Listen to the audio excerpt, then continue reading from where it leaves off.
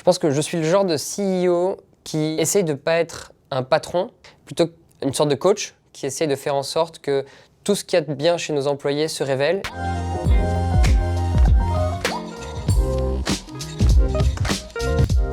Je suis Nicolas Rebout, je suis l'un des 2 fondateurs de Shine.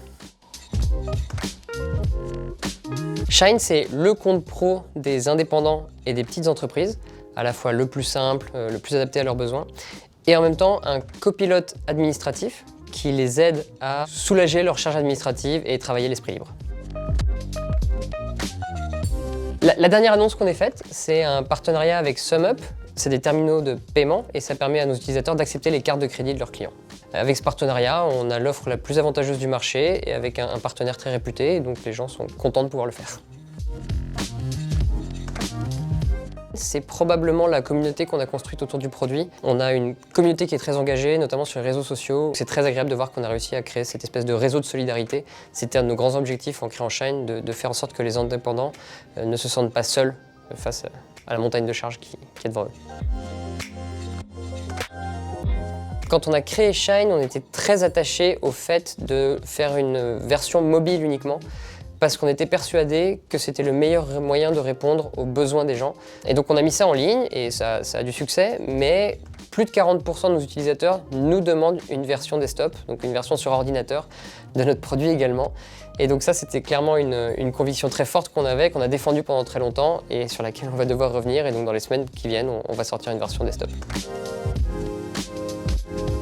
Contrairement à ce qu'on pourrait croire, pour bien choisir son fonds d'investissement, c'est pas toujours uniquement le fonds qui vous choisit. De manière générale, c'est plutôt une rencontre qui s'opère, j'ai l'impression, plutôt que vraiment une espèce de concours de beauté où chacun met des notes. Chez nous, c'est très important de pouvoir partager de manière très libre avec nos investisseurs les succès, les échecs, les doutes qu'on a. 90% des idées qu'on a et qui nous inspirent, c'est nos clients qui nous les donnent. Pour être très honnête, je suis pas vraiment du genre à me réveiller le matin en me disant « Tiens, j'ai une idée de business géniale ». On nous explique que c'est comme ça qu'il faut entreprendre. La réalité des choses, c'est que souvent, je trouve, on n'a pas vraiment d'idée. Et le seul moyen d'en avoir, c'est de se replonger dans des discussions avec nos utilisateurs.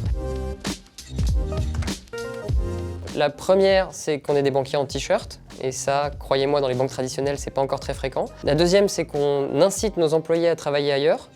On leur donne une journée de freelancing par mois pour aller travailler dans d'autres boîtes, voir comment ça se passe et se mettre un peu dans le quotidien de nos utilisateurs qui sont des freelances. Et le troisième, c'est notre produit en tant que tel, qui est très différent d'une appli bancaire traditionnelle. On a des outils de facturation, des outils de gestion de reçus, des calculs de charges dans l'application. Et ça n'a rien à voir avec ce qu'on a l'habitude de voir dans son compte bancaire en général. Au revoir tout le monde, à bientôt.